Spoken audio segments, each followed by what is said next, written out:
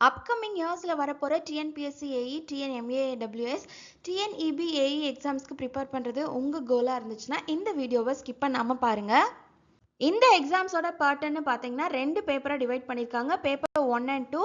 1 is for technical syllabus and 2 is for non-technical syllabus. அது போக interview போஸ்ட்டாக இருந்துச்சுன்னா இன்டர்வியூக்கு தனியாக 60 மார்க்ஸ்னு அலாட் பண்ணியிருக்காங்க.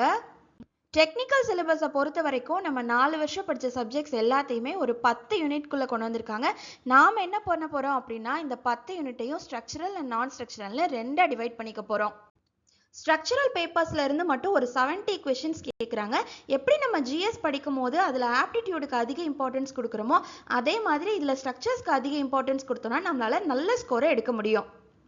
படிக்கும் போதே நம்ம கிளாஸ் நோட்ஸ் எடுத்து வச்சுக்கிறது, அதில் இருந்து ஷார்ட் நோட்ஸ் எடுக்கிறது. இப்போ அது ப்ராப்ளமெட்டிக் பேப்பராக இருந்தால் அதுக்கு ஃபார்முலா ஷீட்ஸும், தியரிட்டிக்கல் பேப்பராக இருந்தால் அது படிக்கிறதுக்கு ஈஸியான டேப்லெட் காலம்ஸ் அண்ட் மைண்ட் மேப்ஸை நம்ம ரெடி பண்ணி வச்சுக்கிட்டோம் அப்படின்னா நமக்கு படித்தது எல்லாமே ரொம்ப ஈஸியாக ஞாபகம் வச்சுக்கிறதுக்கு இது ரொம்பவே யூஸ்ஃபுல்லாக இருக்கும். Solving the previous year question papers and multiple times of ரிவிஷனும் இந்த எக்ஸாம் ப்ரிப்பரேஷனில் ரொம்பவே முக்கியம். இதுக்கான ஃபுல் டீட்டெயில்டு வீடியோ யூடியூப்ல இருக்குது. அதுக்கான லிங்க் கேப்ஷனில் இருக்குது. Do check. அண்ட் எங்களோட கம்யூனிட்டி குரூப்பில் ஜாயின் பண்ணுறதுக்கு உங்களோட டிபார்ட்மெண்ட்டை கீழே கமெண்ட் பண்ணுங்கள்.